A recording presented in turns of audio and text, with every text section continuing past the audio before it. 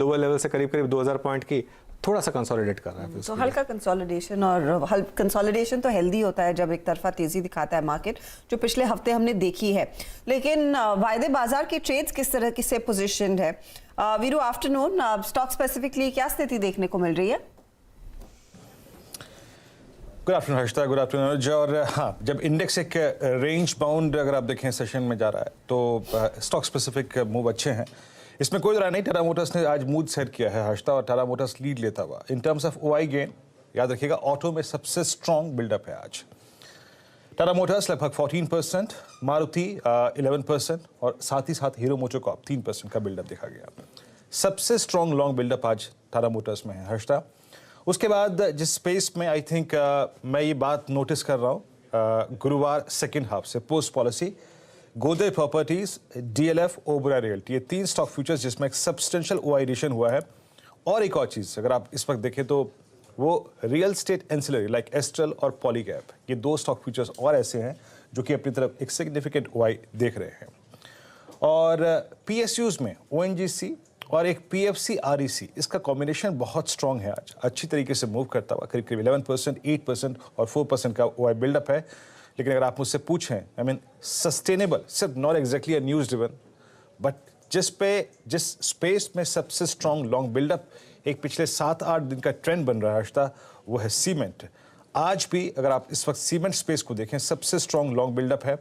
यहाँ पे एसीसी 1%, उसके बाद जेके सीमेंट, रैमको सीमेंट्स और ग्रेसिम में शॉर्ट कवरिंग है, and same is the case with Ambuja cement. Cement में एक शॉर्ट कवरिंग और फ्रेश लॉन्ग का बहुत स्ट्रांग कॉम्बिनेशन हर्षिता। तो ये कुछ इंटरेस्टिंग स्टॉक्स जो वीरू ने हाईलाइट किए, कुछ और शेयर आपकी स्क्रीन पर लेकर आते हैं जिसमें आज अच्छा तेजी या मंदी का ट्रेंड बनता हुआ दिखाई दिया है। कई ऐसे स्टॉक स्पेसिफिक्स पर हम डिटेल में आगे चर्चा करेंगे, लेकिन ग्रासिम अभी वीरू ने मेंशन किया, वो 2.5% ऊपर। अदानी ग्रुप शेयरों में फिर एंटरप्राइजेस भागता हुआ, Apollo tyres, AB fashion and retail में हमने देखा आज कुछ खरीदारी के अंश बनते हुए दिखाई दिए हैं।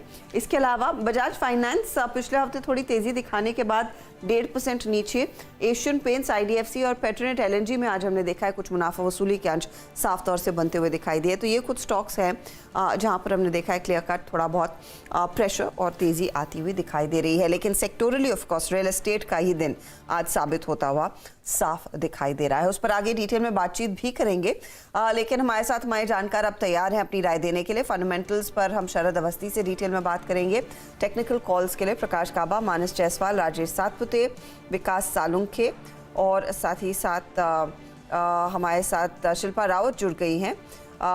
इसके अलावा 2 बजे सुमित आपको बताएंगे स्टॉक ऑफ द डे, उन स्टॉक्स में जहां पर सबसे ज़्यादा तेज़ी देखने को मिली है। आज आईटी कंपनियों के नतीजों का आगाज़ होगा 12 तारीख को शाम को, जब टीसीएस के नतीजे आएंगे। तो आईटी सेक्टर इस बारी किस तरह का प्रदर्शन दिखा सकता है, उस पर आशीष को भी जोड़ेंगे। 240 पर क्या चल रहा है, मैं एक खास स्टॉक पर चर्चा जो आज नया हाइस पर ट्रेड करता हुआ दिखाई दे रहा है, और 240 पर 4 का चौका की भी चर्चा होगी।